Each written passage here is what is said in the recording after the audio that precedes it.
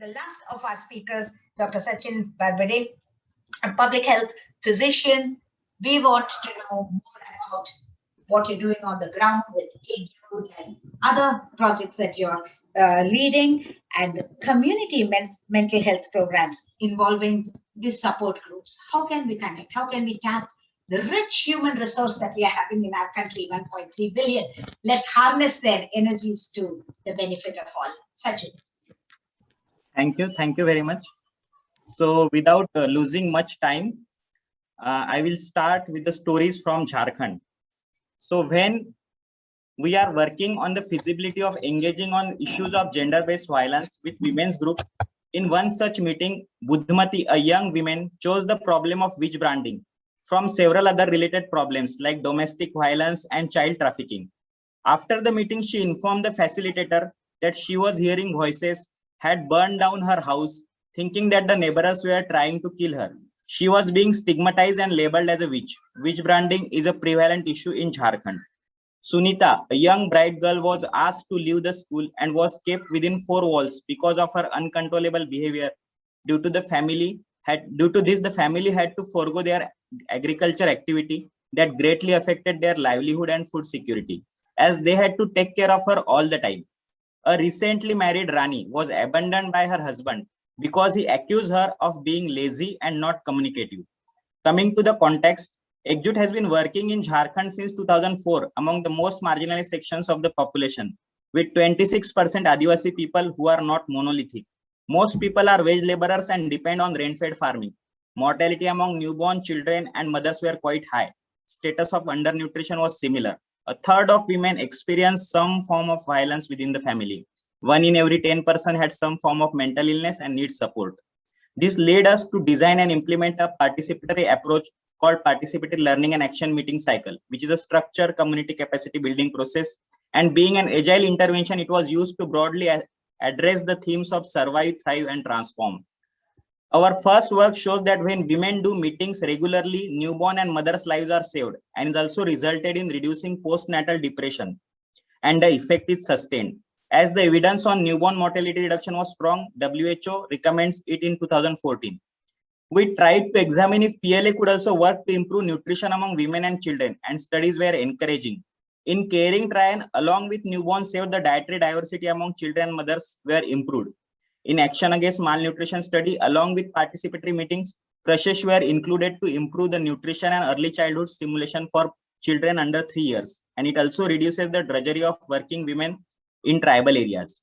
This leads to various state governments like Jharkhand, Odisha, Madhya Pradesh in scaling up PLA meetings to improve health and nutrition of mothers and babies.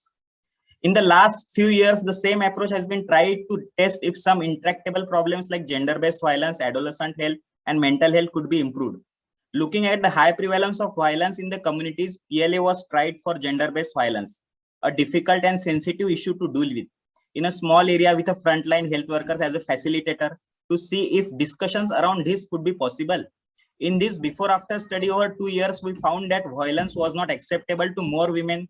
Fewer of them reported the violence by husband and other immediate family members, and more help was sought if they experienced violence. Now I will talk about our community mental health initiative.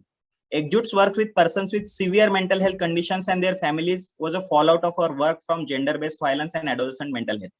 Our community-based team provides medical treatment, care, rehabilitation, and social support. Medical treatment through telepsychiatry, thanks to smartphone and good internet, as the whole district with around 1.5 million population has no practicing psychiatrist. Psychosocial counseling through home visits for service users and their family members by field counselors who speak in their own language and are more accustomed to their needs.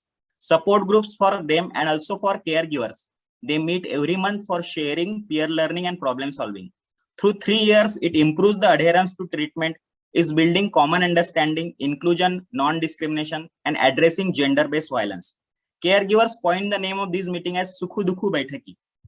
In the last year following a lockdown, we realized that care of persons with mental illness was likely to be compromised because of economic constraint and food shortage. So support in terms of ration and resources for developing of Nutri-Garden was done, which was greatly benefited the families. And with the COVID precautions, they started the support group meetings again. Now you are wondering what happened to the 3 young women. Are they recovering? You can see here, Budmati painting her door of newly constructed house with support from many others. She never misses the meeting and proactively shares her journey of recovery. Rani is excited to re-enroll in the school as due to lockdown in last year, she did not attend it. You can see that she is helping her father in the field with a bumper crop of vegetables in the last season. In the third story, Yuva Sathi, that is youth facilitator who conducted participatory meetings with adolescents on mental health, realized Sunita's problem and approached her family to get her treated. She is now recovering and engaged in weaving and craft work that she likes to do. Thank you very much.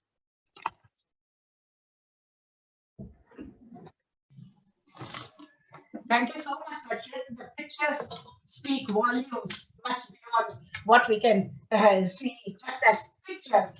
And I'd just like to raise one simple point about the literacy and the poverty.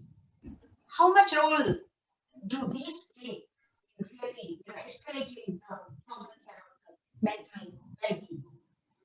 Thank you, Dr. Hema. As the answer of this question is rightly given by the Dr. Prabha, that irrespective of illiteracy, the poverty has a more influence on the mental well-being. So the social determinants of mental well-being like poverty, gender-based violence are more pronounced than the literacy, and that we are also observing here. Yeah, and quite apart from the geographies that you're working, what is the lesson that you think that we can expand and utilize in other parts of the country? What works to succeed in 2050? Right. From our experience, we thought that if we involve the community and the family, immediate family in the care of persons with mental illness, then the program can be expanded. Excellent. So thank you very much, Sachin.